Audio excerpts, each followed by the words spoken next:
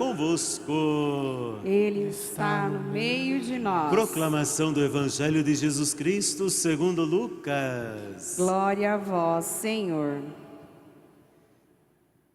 Jesus estava na margem do lago de Genezaré e a multidão apertava-se ao seu redor para ouvir a palavra de Deus. Jesus viu 2 barcas paradas na margem do lago. Os pescadores haviam desembarcado e lavavam as redes. Subindo numa das barcas, que era de Simão, pediu que se afastasse um pouco da margem.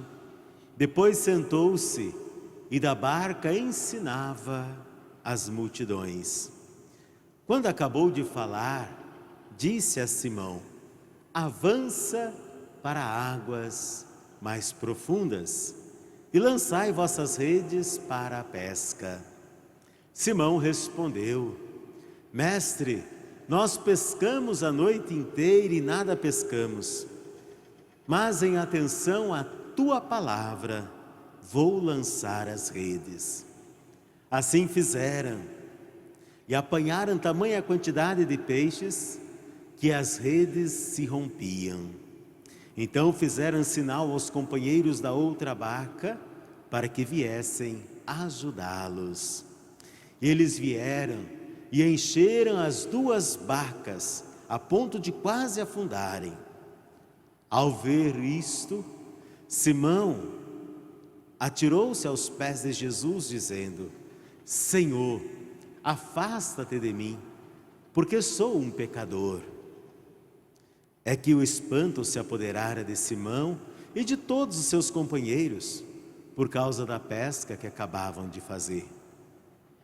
Tiago e João, filhos de Zebedeu, que eram sócios de Simão, também ficaram espantados. Jesus, porém, disse a Simão Pedro: não tenhas medo, de hoje em diante tu serás pescador de homens. Então levaram as barcas para a margem, deixaram tudo e seguiram a Jesus. Palavra da salvação. Glória a vós, Senhor. Que a palavra do Santo Evangelho perdoe os nossos pecados. Amém.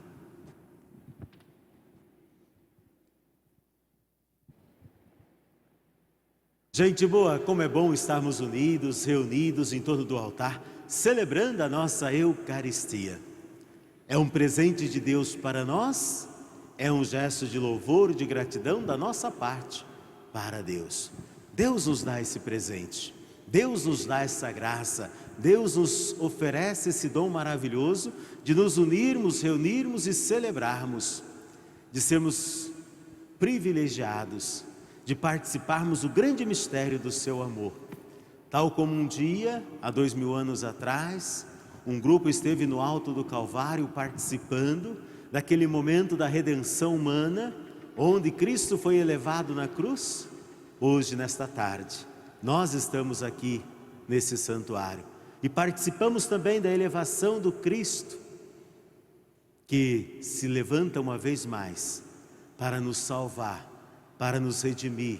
E desse Cristo levantado jorram sangue e água que nos lavam, que nos purificam, a sua imensa misericórdia, que nos santifica, que nos purifica, que nos renova, que inebria a nossa vida, a nossa alma. Como somos agraciados por podermos participar do santo banquete eucarístico. Louvemos, glorifiquemos a Deus que nos dá esse presente maravilhoso. A alegria de ouvirmos a palavra de Deus, esse Deus que fala com cada uma de nós. Na primeira leitura, capítulo 6 do profeta Isaías, ouvimos um pouquinho da própria vocação do profeta Isaías, o chamado de Deus para Isaías. Isaías que se acha indigno de estar seguindo ao Senhor, de ser profeta de Deus. Ele diz: como eu estou perdido porque eu contemplei a Deus, eu vi a Deus. O que vai pesar sobre mim agora? Mas naquela mesma hora um dos serafins voou até ele tendo na mão uma brasa que ele havia pego com uma tenaz do altar, tocou nos seus lábios e disse: assim que isso tocou nos teus lábios, desapareceu tua culpa e teu pecado está perdoado. Mostrando para Isaías, mostrando para mim, mostrando para você, meu irmão, minha irmã, que aquilo que brota do altar do Senhor é que nos santifica, que nos purifica. Não existe outra fonte de misericórdia para nós, não existe outra fonte de graça para nós, não existe fonte de santificação para nós, não existe nada que seja capaz de tirar o mal do mundo que não provenha do altar de nosso Senhor Jesus Cristo. É do altar. Assim o serafim vai até o altar, pega, e hoje nós temos o que no altar? O altar da palavra, que nos leva à conversão, que nos leva a comungar, a receber Cristo na sua palavra, a fazer uma comunhão intensa de vida com Deus. E nós temos também no altar a Eucaristia. Esta brasa incandescente que deve tocar sempre nos nossos lábios, para nos purificar, para nos santificar, para nos fazer pessoas novas, renovadas na graça de Deus. Por isso, queridos irmãos, é do altar que emana a força que nos santifica. Por isso, na liturgia, muitas pessoas às vezes não compreendem, até brigam em alguns lugares, porque quando entra na igreja, num santuário grande, ou mesmo numa capela, numa igreja matriz, o sacrário não está no centro, às vezes está numa capela lateral, está numa capela reservada, a capela própria do Santíssimo Sacramento, porque para a liturgia, para o mistério, para a teologia, o centro é o altar. Porque aqui nos mostra essa leitura: do altar emana a vida. É do altar que brota aquela Eucaristia que vai para o sacrário, é do altar que brota a vida que nos santifica, é do altar que brota o óleo da unção que é abençoado o ministério sacerdotal, diaconal, episcopal, é do altar que brota o óleo da unção do crisma, da unção dos enfermos. Então, queridos irmãos, o altar é essa grande fonte de graças e bênçãos. Por isso o altar é sempre a peça fundamental, o instrumento mais importante no espaço litúrgico. Olha que coisa bonita. Isso lá no profeta Isaías, nós já estamos vendo, porque dele saiu essa grande brasa, essa grande fonte de graça, que toca, que santifica, que liberta o ser humano. E quando Deus fala: quem eu enviarei em meu nome? Quem irá por nós? Daí Isaías, fortalecido por aquela brasa que viera do altar, sabendo que ele havia sido purificado por Deus, já não se preocupa mais com seus próprios pecados, porque ele sabe que a graça de Deus lhe basta. Então ele diz: eu estou aqui, envia-me. O ministro de Deus não é aquele que age em nome próprio, mas em nome de Deus é enviado. Estou aqui, envia-me. A segunda leitura, queridos irmãos, queridas irmãs, a carta de São Paulo aos Coríntios, no capítulo 15. São Paulo começa: o que vos transmiti, em primeiro lugar, foi aquilo que eu mesmo havia recebido. E o que Paulo transmitiu? O Evangelho. O que Paulo pregava era o Evangelho. Para ser profeta de Deus, ser profeta de Jesus Cristo, para ser profeta no mundo, não precisamos pregar nada além daquilo que nos ensinou a palavra de Deus. Tanto que a igreja nos ensina que tudo aquilo que é necessário para a nossa salvação eterna está contido na palavra de Deus. A revelação contida na palavra é a única necessária para a nossa salvação. Não preciso ficar correndo atrás de revelações, de visões, de manifestações, aparições, como muitas vezes as pessoas querem ficar correndo para cá e para lá. Não é necessário, Porque a grande revelação está na palavra de Deus. E aí Paulo nos diz hoje, o que vos transmitiu, o Evangelho. E o que é o Evangelho? Cristo que morreu por nossos pecados. É isso que nós precisamos aceitar. Cristo, Verbo encarnado de Deus, o Filho de Deus, Deus, morreu para nos salvar. Foi sepultado, mas não está morto, ressuscitou, diz Paulo, segundo as Escrituras. E apareceu, ou seja, vivo está. Ele continua presente no meio da sua igreja. Isso é o Evangelho. É um Deus que veio, fez a experiência, morreu, ressuscitou e está vivo, está presente no meio de nós. É esta boa nova, é esta alegria, nós não estamos sozinhos. Que coisa boa! No meio de tantas adversidades, de tantas pauladas que a gente leva na vida, rasteira daqui e de lá, a gente levantar, acordar e saber, opa, eu não estou sozinho, Deus está comigo. Porque este é o Evangelho. Aquele Deus que um dia veio, morreu por mim, ressuscitou por mim, vivo está por mim e caminha comigo do meu lado. É esta alegria, queridos irmãos, que Paulo diz, eu estou pregando para vocês, é este Evangelho. E olha que eu nem merecia isso, porque Paulo vai dizer no finalzinho da leitura, ele apareceu a mim como ao último dos abortivos, aquele que não merecia nada. Cristo vive está e vai ao encontro daquele que padece. É esse Cristo que vai ao meu encontro, que vai ao seu encontro, esse Cristo que vive está. Paulo que era perseguidor, Paulo que era aquele que estava acabando, dizimando com os cristãos, foi visitado por Cristo. Então você também, meu irmão, você também, minha irmã, pode receber muito bem a graça de Deus. Você jamais será desprezado pelo olhar de Cristo. Cristo olha para você com misericórdia, Cristo olha para você com amor, Cristo olha para você com ternura, Cristo olha para você e quer te abraçar. Cristo não olha com desprezo para ninguém.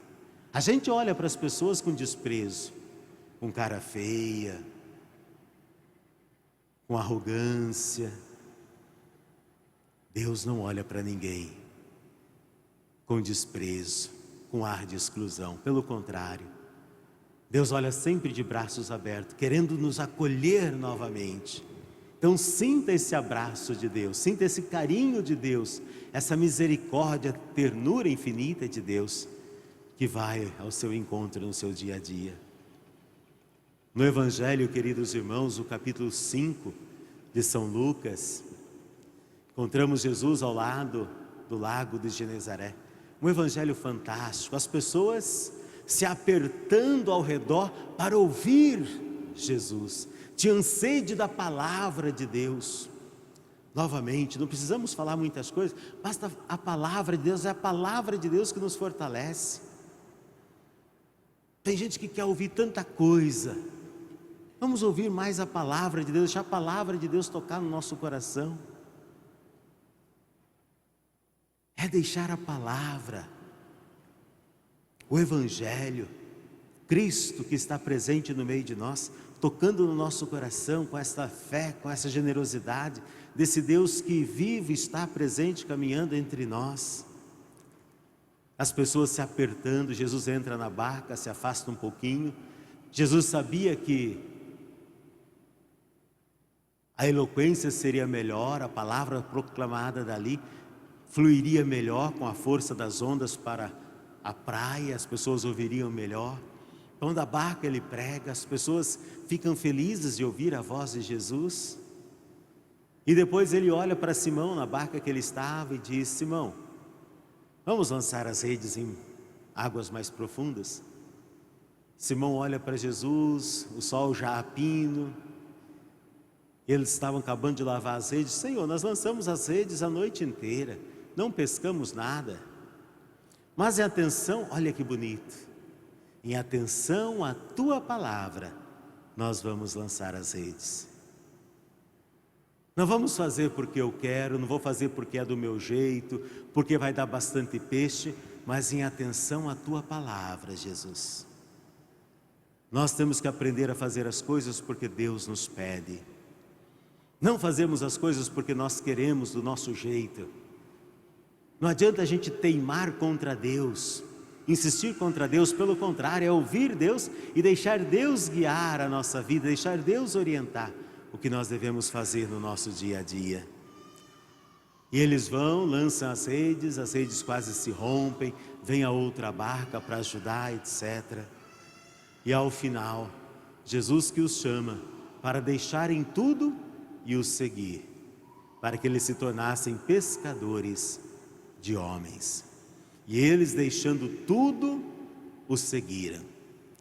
Gente boa, para encerrarmos nossa reflexão nesta tarde, é importante também deixarmos tudo para trás, para seguirmos a Jesus. E o que é preciso deixarmos para trás? As redes, as barcas. Pedro caíra aos pés de Jesus: Senhor, afasta-te de mim porque sou um pecador. E quando ele segue agora Jesus, deixando tudo para trás, ou seja, ele deixou sua vida pregressa, ele deixou também seus pecados para trás. Então, para seguir a Jesus, a gente precisa deixar também os nossos vícios, as nossas dependências, as maldades, as coisas ruins que nós carregamos em nós. Não dá para seguir Jesus com o pé em duas barcas ao mesmo tempo. Com a barca, o pé no barco do mundo, o pé na barca de Cristo, a gente vai acabar caindo. E vai ser na barca do inferno daí. A gente tem que seguir na barca de Cristo. Então é importante para nós ouvir a palavra de Deus, esse Deus que nos chama para deixarmos de lado aquilo que é de ruim em nossa vida. Aquilo que a gente acha que não vai fazendo mal, mas vai juntando. Coisinha pequena daqui, dali, e a gente vai estragando a nossa vida. Começa como adolescente, como jovem, e quando vê a gente está lá, quase no arco da velha, fazendo coisas erradas, terríveis. Vamos deixar para trás, vamos converter, vamos mudar de vida, vamos ser melhores, vamos nos transformar, queridos irmãos. É o convite de Jesus hoje, deixar tudo para seguir, para estar com Ele. Não vamos seguir Jesus levando no nosso coração a podridão, a maldade, o orgulho, a inveja. Não dá. Vamos pedir a Jesus esta pureza. Senhor, purifica-nos, ajuda-nos, Senhor, a sermos santos, ajuda-nos, Senhor, a sermos bons para caminhar contigo. E claro que essa bondade não vem do nosso esforço, mas do mérito de Cristo. Que Deus nos ajude, que Deus te ajude, meu irmão, minha irmã, para que você permaneça na graça do Senhor. E eu convido você, nesse momento, a juntos professarmos a nossa fé. Creio em Deus, Pai, todo